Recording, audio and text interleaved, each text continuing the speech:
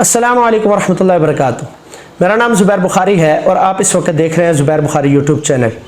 मुअज़्ज़ज़ नाज़रीन कराम, पाकिस्तान वतन अज़ीज़ में गुर्बत, महंगाई, अफलास, बेरोज़गारी, अनएम्प्लॉयमेंट, करप्शन और माशी अदम इस्तेहकाम की बुनियाद पर बेशतर पाकिस्तानी खुसूसन नौजवान ये समझते हैं कि there is no future for them in Pakistan, कि पाकिस्तान में उनका और उनकी फैमिली का कोई फ्यूचर नहीं है। लिहाजा अगर उनको अपनी फैमिली का और अपना फ्यूचर सेट करना है तो वो बाहर किसी यूरोप कंट्री में या किसी खलीज कंट्री में जाएं कि जहां पर वो जाकर एक बेहतर और अच्छा रोज़गार इख्तियार करके अपनी फैमिली के हालात को बेहतर कर सकें।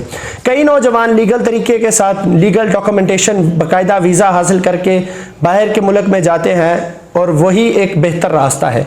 लेकिन कई लोग यूरोप जाने के लिए इस कदर यूरोप की मोहब्बत में मुब्तला हो जाते हैं कि वो कोई भी तरीका अपनाने के लिए तैयार होते हैं। पाकिस्तान में बेशतर नौजवान यूरोप जाने के लिए ये जानने के बावजूद भी कि हमारी जो तरीका हम अपना रहे हैं इस तरीके में हमारी जान भी जा सकती है, वो अपनी जान पर भी खेलकर इल्लीगल तरीके से डंकी के ज़रिए यूरोप या बाहर किसी और कंट्री में जाना पसंद करते हैं। हालिया दिनों में एक ऐसा ही गिरोह पाकिस्तान से तकरीबन 300 नौजवानों की तादाद पर मुश्तमिल यूनान के ज़रिए यूरोप जा रहा था। एक कश्ती में सवार थे, उसमें बाकी ममालिक के नौजवान भी, बाकी ममालिक के जवान भी उसमें शामिल थे। लेकिन पाकिस्तानियों की अभी तक 300 तक की तादाद बताई जा रही है कि उसमें 300 पाकिस्तानी नौजवान थे। और जब वो कश्ती ख़राब हुई या उसके साथ हादसा पेश आया तो उन्होंने पाकिस्तानी नौजवानों को कश्ती के नीचे वाले हिस्से में ज़बरदस्ती दाखिल किया ताकि अगर ज़्यादा जानी नुकसान हो तो वो पाकिस्तानियों का ही हो। और अभी तक की इत्तलात के मुताबिक तकरीबन 100 से ज़ायद पाकिस्तानी नौजवान उस कश्ती हादसे में डूबने की वजह से उनकी हलाकतें हो चुकी हैं। उनके लिए हमारी दुआए मफ़रत है कि अल्लाह रब्बुल इज़्ज़त उनके आमाल के मुताबिक उनका मुहासबा करे और उनके लवाहिकीन को सब्र जमील और नेमुल बदल अता फरमाए। लेकिन सवाल ये पैदा होता है कि वालिदैन जिनको ये पता होता है कि जो तरीका हम इल्लीगल अपना रहे हैं, डंकी का तरीका, नौजवानों को भी पता होता है कि इस तरीके में, इस रास्ते में, इस सफ़र में हमारी जान के जाने के 90% चांसेस होते हैं और 10% ये चांस होता है कि हम अपनी मंजिल पर जैसे कैसे भी हाउ एवर हम पहुंच जाएंगे।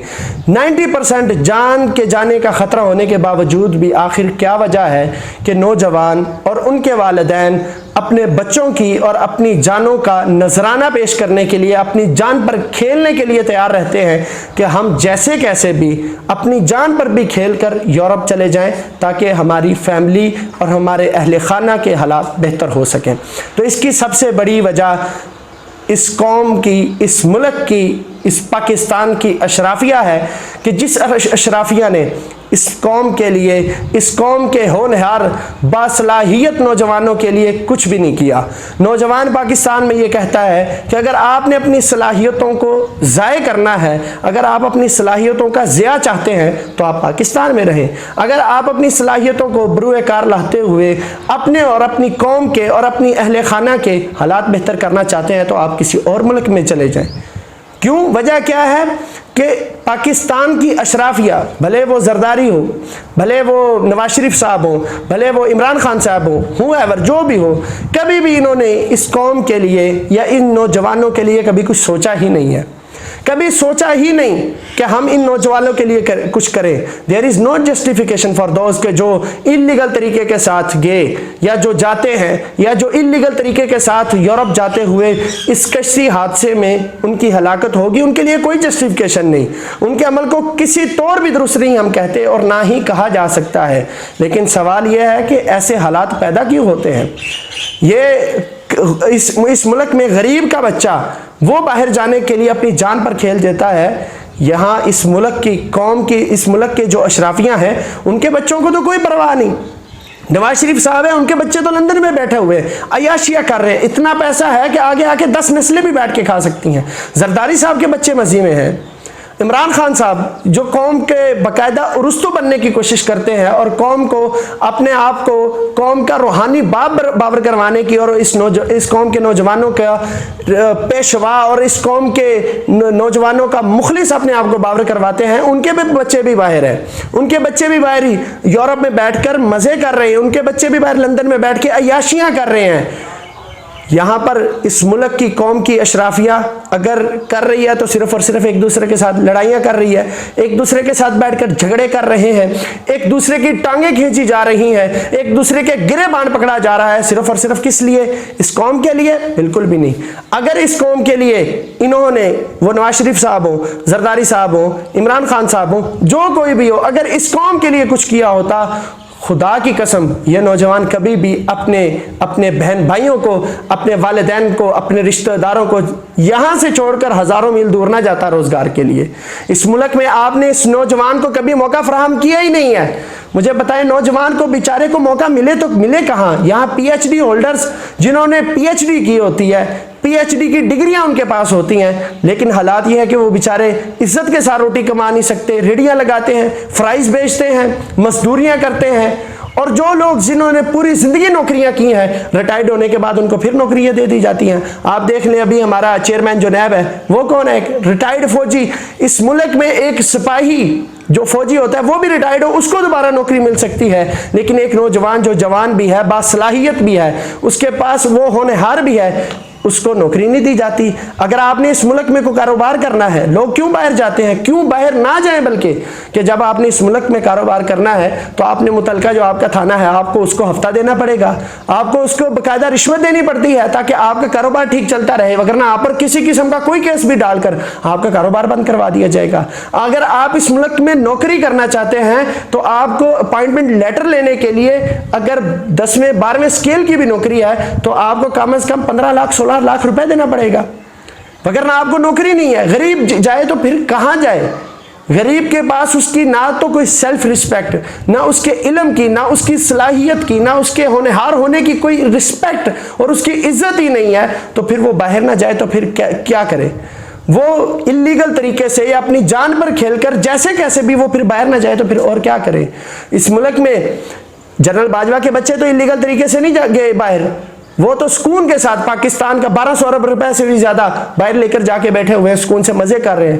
جنرل فیض حمید کے بچے تو ڈنکیاں لگا کر یا اپنی جانوں پر کھیل کر باہر نہیں جاتے۔ اس ملک کے آرمی چیف کے جو بچے ہیں وہ تو اس طرح اللیگل طریقے سے نہیں جاتے، بلکہ یہ ملک، اس ملک کا اشرافیہ، چیئرمین سینٹ، یہ حالیہ دنوں میں اعلان ہوا چیئرمین سینٹ کے فیملی کے 4 افراد کو بھی سرکاری خرچے پر اس کو جہاز میں ان کے فیملی کے 4 افراد کو سفر کرنے کی اجازت ہوگی۔ یہ تو حال ہے اس ملک کا۔ یہاں پر افسر ایک بندہ لگتا ہے، سرکاری ملازم ایک بندہ لگتا ہے، لیکن مراعات اس کو پوری فیملی کی دی جاتی ہیں، اور وہ دی کن کے پیسوں سے جاتی ہیں؟ غریب کے پیسوں سے۔ ہسپتالوں میں چلے جائیں، آپ تھانے میں چلے جائیں، آپ کا لیگل کام ہو، آپ کی لیگل شکایت ہو، خدا کی قسم آپ جب تک پیسہ نہ دیں، جب تک آپ ان کو باب قائد اعظم کی شکل نہ دکھائیں، تب تک وہ آپ کی بات ہی نہیں سنتے۔ آپ کسی سرکاری ہسپتال میں چلے جائیں، ایمرجنسی کیس ہو، خدا کی قسم اس ملک میں ایمرجنسی کیس کی صورت میں بھی جب تک آپ کے پاس کسی بڑے ڈاکٹر کی یا کسی بڑے عہدیدار کی سفارش نہ ہو، آپ کی کوئی بندہ بات ہی نہیں سنتا۔ آپ سرکاری دفتر میں اپنا بجلی کا بل ٹھیک کروانے چلے جائیں، آپ بجائے اس کے کہ سوچیں کہ یار میں لائنوں میں لگ کر اپنا بجلی کا بل ٹھیک کرواؤں، یہ لوگ مجھے ہفتہ 2 ہفتے ذلیل کریں، 1000 روپے بجلی کا بل کم کروانا ہو تو اس پر دفتروں کے چکر لگاتے لگاتے 5000 روپے خرچہ ہو جاتا ہے۔ نوجوان پھر باہر نہ جائے تو پھر کہاں جائے؟ یونان کشتی حادثے پر سابق وزیر اعظم عمران خان صاحب نے ایک بہت ہی اچھی بات کی، میں ان کی بات سے 200% متفق کروں گا۔ انہوں نے کہا کہ یہ جو یونان کشتی حادثہ ہوا، اتنی جانوں کا ضیاع ہوا، انسانی سمگلنگ ہوئی، یہ اس بنیاد پر ہوئی کیونکہ اس ملک میں رول آف لا نہیں ہے، قانون پر اس ملک میں امپلیمنٹ نہیں ہوتا ہے، اس لیے انسانی سمگلنگ ہوئی اور اتنی جانوں کا نقصان ہوا۔ خان صاحب آپ کی بات سے بالکل اتفاق کروں گا، 200% متفق ہوں، کیونکہ یہ جو انسانی سمگلنگ کا جو معاملہ ہے یہ کوئی آج سے یا 200 سال 2 سال پہلے تو شروع نہیں ہوا، یہ معاملہ تو کئی سالوں سے چلا آ رہا ہے، بلکہ جب سے ہم پیدا ہوئے ہیں تب سے یہی کچھ سنتے آ رہے ہیں کہ آج اسمگلنگ بند ہوگی، آج یہ انسانی اسمگلنگ بند ہو جائے گی، لیکن یہ رکنے کا نام نہیں لیتی۔ لیکن آپ نے جس طرح قوم کو بیٹھ کر رستو بن کر بھاشن دینے کی کوشش کی کہ رول آف لا نہ ہونے کی وجہ سے یہ انسانی اسمگلنگ ہوتی ہے، تو خان صاحب میں آپ کی اطلاع کے لیے عرض ہے، آپ کی اطلاع کے لیے میں یہ بتانا چاہتا ہوں کہ آپ کہتے ہیں کہ اس ملک کا نوجوان وہ باہر رول آف لا نہ ہونے کی وجہ سے جاتا ہے، تو خان صاحب پاکستان سے سب سے زیادہ نوجوان اگر باہر کی ممالک میں گئے ہیں تو وہ آپ کے دور حکومت میں گئے ہیں۔ آپ کے دور حکومت میں آپ رپورٹس جا کے گوگل کر کے دیکھ لیں، سب سے زیادہ انسانی اسمگلنگ آپ کے دور میں ہوئی ہے۔ لیکن مسئلہ یہ ہے کہ اس وقت بھی جانوں کا ضیاع ہوتا تھا، یہ نہیں تھا کہ جانیں نہیں جاتی تھیں، ڈنکی کے ذریعے لوگ مرتے تھے، لیکن وہ معاملات میڈیا پر اس طرح ہائی لائٹ نہیں ہوتے تھے جس طرح یہ معاملہ ہائی لائٹ ہو گیا ہے۔ تو لہٰذا آپ قوم کو بھاشن دینے سے پہلے کم از کم اپنے گریبان میں جھانکیں کہ آپ کے دور حکومت میں کیا ہوتا رہا ہے۔ اور ویسے بھی اگر ہماری حکومتیں چاہیں تو کیا یہ انسانی اسمگلنگ کا جو معاملہ ہے اس کو روک نہیں سکتے؟ کیا اس کی روک تھام نہیں ہو سکتی؟ ابھی آپ میڈیا پہ دیکھیں، ٹی وی چینل پہ دیکھیں تو ہر بلیٹن میں آپ کو یہ بتایا جاتا ہے کہ یہ جو انسانی اسمگلنگ کرنے والے ہیں، اتنے افراد کا گروہ گجرات سے پکڑا گیا، اتنے افراد کا گروہ لالا موسیٰ سے پکڑا گیا، اتنے افراد کا گروہ گجرانوالہ سے پکڑا گیا، یہ ہو گیا وہ ہو گیا۔ یہ جو ایف آئی اے ابھی متحرک ہوا ہے، یہ پہلے کہاں پہ سویا ہوا تھا؟ یہ پہلے کہاں پہ تھے؟ یہ جو ابھی ان کی پھرتیاں نہیں ختم ہو رہی، ابھی ان کی دوڑیں لگی ہوئی ہیں، ابھی یہ ہر وقت یہ بریکنگ نیوز چلا رہے ہوتے ہیں کہ ہم نے اتنے افراد کو گرفتار کر لیا۔ تو آپ نے جن افراد کو گرفتار کیا ہے، یہ گرفتاریاں تو آپ پہلے بھی کرتے رہے ہیں، لیکن اس طرح نہیں کرتے تھے جس طرح ابھی کر رہے ہیں۔ تو جو آپ پہلے گرفتاریاں کرتے رہے ہیں، کیا آپ کی وہ گرفتاریاں یا آپ کا قانون اس قدر نکما اور نااہل ہے کہ ان گرفتاریوں کے باوجود بھی اس جرم کو نہ روک سکا، اس جرم کی روک تھام نہ ہو سکی، بلکہ اس میں اضافہ ہی ہوا؟ تو اس لیے میں اپنے اداروں سے بھی گزارش کروں گا اور اس قوم سے بھی گزارش کروں گا، بلکہ نوجوانوں سے گزارش کروں گا کہ تھوڑا کھا لیں، جتنا آپ کو اس ملک میں ملتا ہے کوشش کریں رزق حلال کمانے کی، جیسے کیسے بھی رزق حلال کمائیں، غلط طریقہ نہ اپنائیں، تھوڑا کھا لیں، کم از کم اپنے بہن بھائیوں میں اپنوں میں تو آپ رہیں، کم از کم آپ اپنے والدین کی آنکھوں کے سامنے تو رہیں، زیادہ کی حرص میں آپ اپنی جان کی بازی نہ لگائیں، اور آپ اپنے لیے اور اپنے اہل خانہ کے لیے، اپنی فیملی کے لیے اس دنیا کو جان کی بازی لگا کر ڈنکی کے ذریعے جہنم نہ بنائیں۔ اللہ رب العزت سے دعا ہے کہ اللہ رب العزت پاکستان کو معاشی جو عدم استحکام ہے اس کو دور فرمائے اور پاکستان کو ترقی کی راہ پر گامزن فرمائے۔ اگلی ویڈیو میں ملتے ہیں، تب تک کے لیے اللہ حافظ۔